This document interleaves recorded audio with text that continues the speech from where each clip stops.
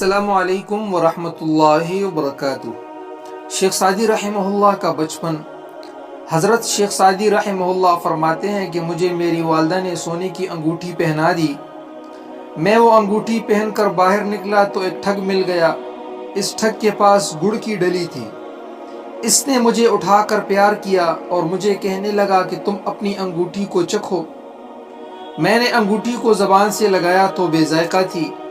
फिर इसके बाद इसने गुड़ की डली दी और कहा कि इसको चखो। जब मैंने गुड़ को चखा तो बड़ा मज़ेदार था। वो ठग कहने लगा कि मज़ेदार चीज़ ले लो और बेमज़ा चीज़ मुझे दे दो।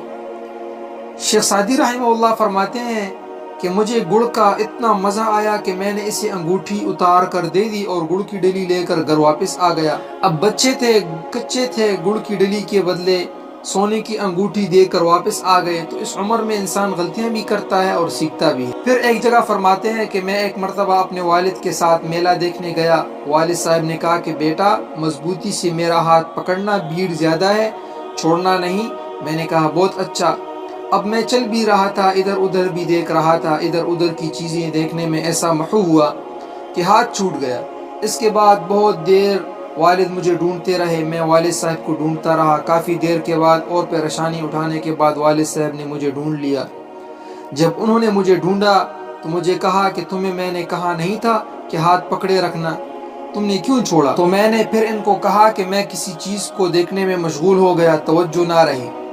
तो वालिद साहब ने मेरे कान खींचे और कान खींच कर कहा कि देखो बच्चे, जिस तरह तुमने अपने बड़े का हाथ मजबूती से ना पकड़ा तो दुनिया के मेले में गुम हो गए, इसी तरह तुम बड़े होकर अगर अपने बड़ों का हाथ मजबूती से नहीं पकड़ोगे तो फिर दुनिया के मेले में गुम हो जाओगे। कहने लगे कि बचपन की वालिद साहब की बताई हुई ये बात मुझे आज भी याद आती है कि वाकई जो अपने बड़ों का साथ छोड़ता है तो फिर दुनिया की जलमलाहट के अंदर गुम ही हो जाया करता है। फरमाते हैं मैं छोटा सा था, अपने वालिद साहब के साथ तहज्जुद में उठ जाया करता था।